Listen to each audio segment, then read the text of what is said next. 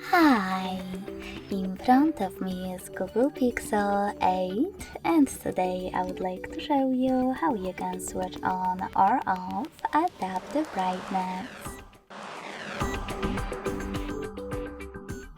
First of all, go into Devices Settings and scroll down just a bit to access Display.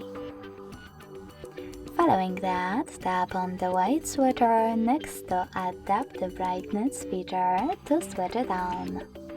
So when I do that, as you can see, auto brightness is enabled. But you can always disable it by hitting the same switcher one more time.